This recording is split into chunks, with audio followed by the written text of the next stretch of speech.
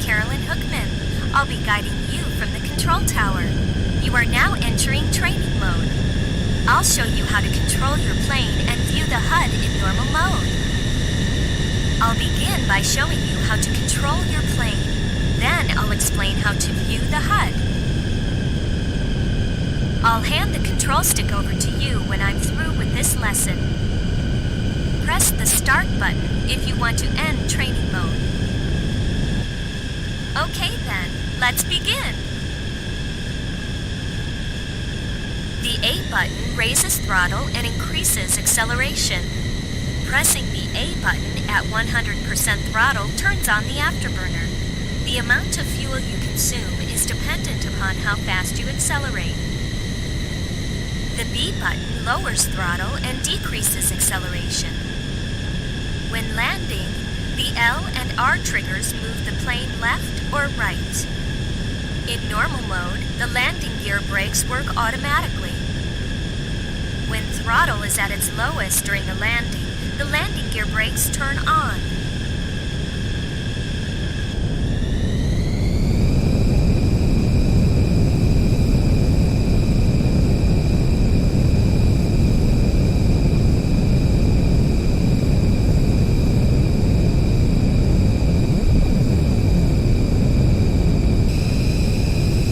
The landing gear will rise automatically when speed increases after takeoff. In normal mode, the landing gear will work automatically.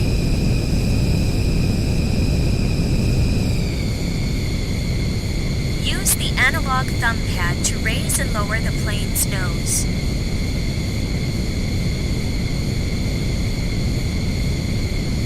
Moving the analog thumb pad left and right adjusts the plane's bank.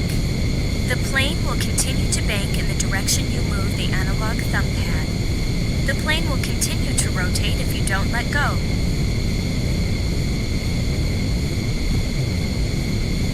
The L and R triggers control the plane's rudder for making minute adjustments.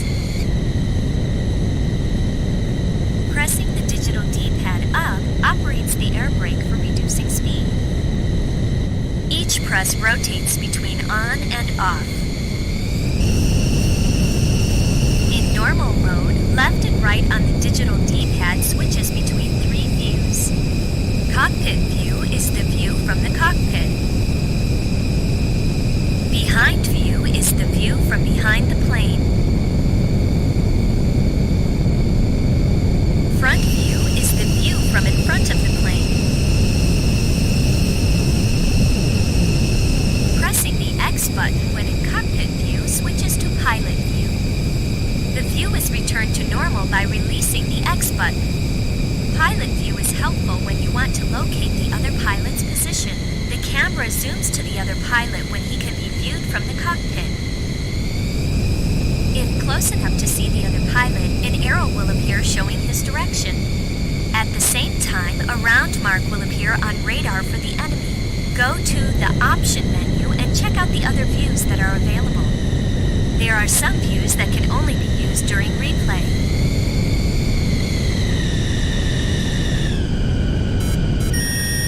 The Y button fires one of your weapons. Your weapons consist of guns and missiles. The computer automatically selects whether to use guns or missiles. Weapons only fire when there's another plane that you can attack. To fire a missile, start by aiming at the enemy plane. The missile sight automatically tracks the enemy plane. Next, press the Y button when the command Shoot appears. To use your guns, start by aiming at the enemy plane. The sight indicates where your shots will go. Make sure you are in range before pressing the Y button. The HUD displays the selected weapon and remaining ammo. That's how you control your plane. Now let's talk about the HUD. This is the speedometer. It displays your speed in knots. 1 knot is about 1.15 miles per hour. This is the altimeter. It displays your altitude in feet. This thrust meter. It displays engine output. 60% is the lowest output and 100% is full throttle. This is the heading scale. It shows which direction your plane is facing. 36 is due north. 09 is due east. 18 is due south. And 27 is due west. This is the velocity vector. It shows the direction your plane is heading. This is the pitch scale. It shows how high or low the plane's nose is pointed. This is the whiskey mark. It shows exactly where the nose of the plane is pointed. This is your Mach speed and G's. The upper number is Mach speed and lower is G's. This is your radar. It shows the location of moving objects and important landmarks. The location and heading of aircraft in the fan-shaped area will be displayed. Aircraft outside the fan-shaped area will be indicated by blinking red lines. Radar can only show the location of aircraft within a narrow field dead ahead. Try switching views to determine the location of other aircraft. That concludes basic